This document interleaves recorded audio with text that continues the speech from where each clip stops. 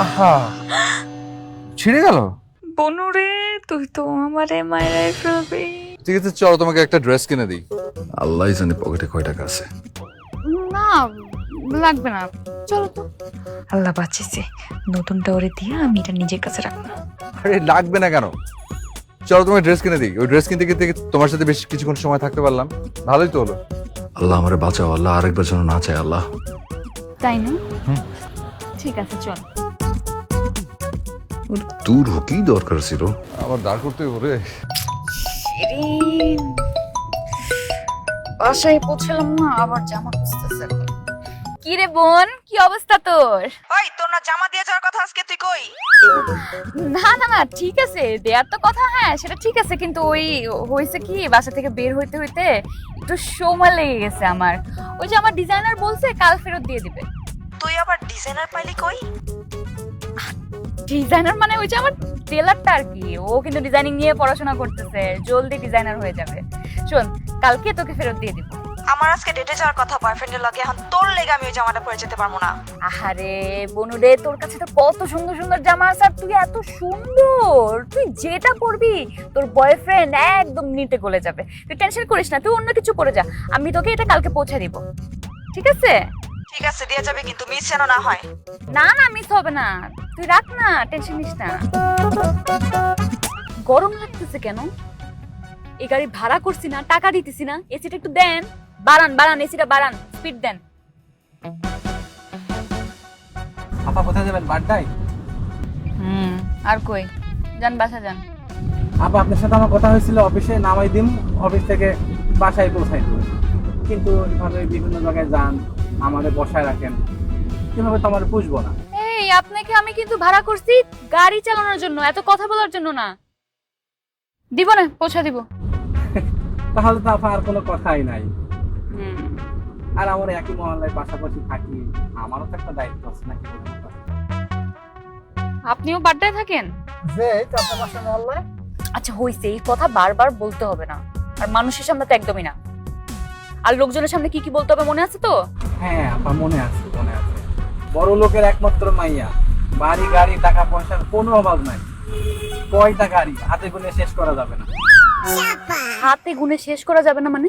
ও আপা, কইলে কম কমু কেন, কইলে একটু বেশি কমু। এই শুনেন, আপনাকে আমি যতটুকু শিখাই দিয়েছি ওইটুকু বলবেন।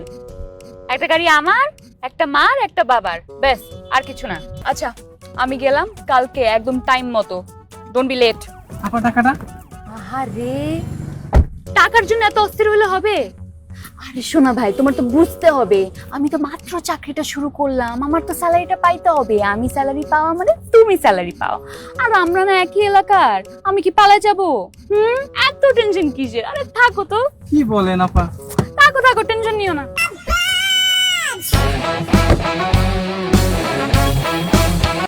পসিবল, ইম্পসিবল, শেষ পর্যন্ত এই দেশে থাকা যাবে না, এটা আমি বুঝে গেছি। তুমি এই দেশে থাকবে না আমাকে বলো, আমি কিন্তু নিউ ইয়র্কে তোমার থাকার ব্যবস্থা করে দিতে পারি যে কোনো মুহূর্তে। এটা আমার জন্য wonder matter. New York? New ইয়র্কের মানুষ থাকে? আরে গত বছর যখন আমি নিউ ইয়র্কে গেলাম, ল্যান্ড করার পর থেকে আমার দম বন্ধ হয়ে যাচ্ছিল, মনে হলো কি পরদিনে চলে আসতে। তো আজকে দেরি হলো যে? সেই কথাই বলছিলাম, ওই যে একটা বুটিক হাউস আছে না, কি যেন এক্সপেন্সিভ ফ্যাশন ওয়্যার, যেখান থেকে আমি সবসময় কেনাকাটা করি। আমি একটা শাড়ি কিনলাম, যদিও বেশি দামে ছিল না, জাস্ট 48,000, বাট বাসা যাওয়ার পর আমার মনে হলো কি ওই কালারটা খুব একটা স্যুট করছে না আমাকে, নানান ধরনের ফর্মালিটিস দেখাচ্ছে আমাকে, মেজাজটা খারাপ হয়ে গেল, আর এদিকে অফিসে দেরি হয়ে গেল। কেন ওটা চেঞ্জ করে দেনি? আরে আমার সময় আছে ওখানে দাঁড়ানোর, আমার সাথে যে ফ্রেন্ডটা ছিল আমি পরে শাড়ি ওকে দিয়ে দিলাম। ওই এক্সপেন্সিভ ওয়্যার হাউস, ওকে, ওটার ওনার যে আমার ভেরি ক্লোজ ফ্রেন্ড। তুমি আমাকে বলতে, তার আমি এখন ফোন করে সামান্য কত টাকার শাড়ি, দরকার নেই। না, টাকা বিষয়টা সামান্য, টাকার বিষয়টা নিয়ে কথা বলছি না। আমার কথা হচ্ছে তোমার মতো ক্লায়েন্টের সাথে এরকম কেন করলো ওরা? যাই হোক, আমি ডেফিনেটলি এরপরে নেক্সট টাইম যখন কথা হবে আমি অবশ্যই কমপ্লেনটা করবো। আরে অবশ্যই কথা বলবো আমি।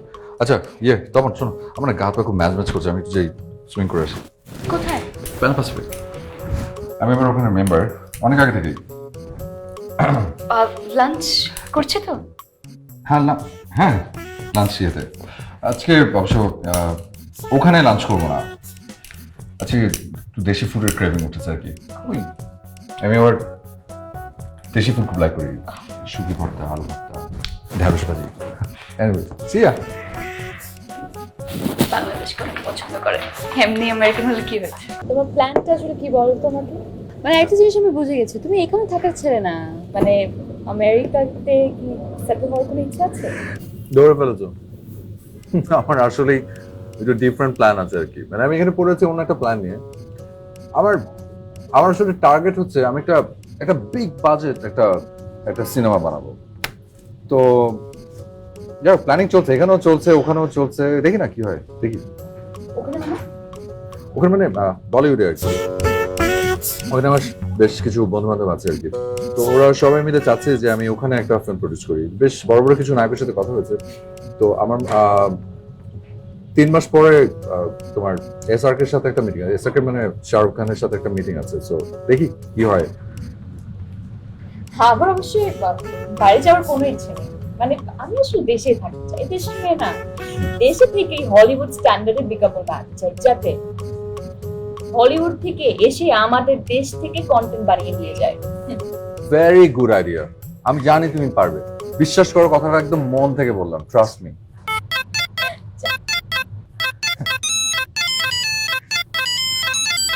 তারপর কি হ্যালো টাকা হ্যাঁ তো আমি দিয়ে দিব টাকা দিয়ে দিব হ্যাঁ টাকা দিয়ে দিব আমি ফোন করে তাহলে টাকা পাঠিয়ে দিব ঠিক আছে হ্যালো আচ্ছা আমি একটু হ্যাঁ আমি টাকা পাঠিয়ে দিব ডোন্ট ওয়ারি রাখ বাই আমার একটা ফ্রেন্ড বিপদে পড়েছে টাকা ধার চাচ্ছে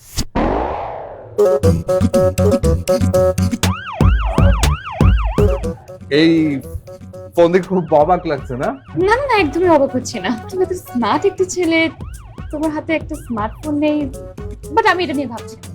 একদমই না আসলে এই ফোনটার সাথে আমার অনেক স্মৃতি জড়িয়ে আছে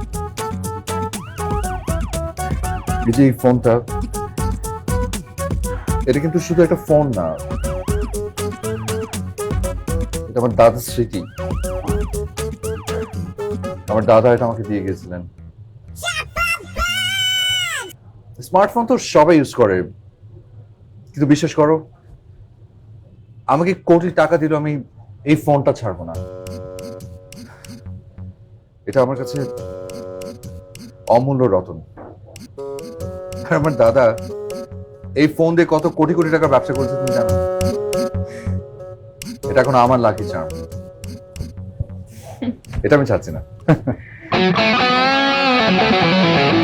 Chopper Box.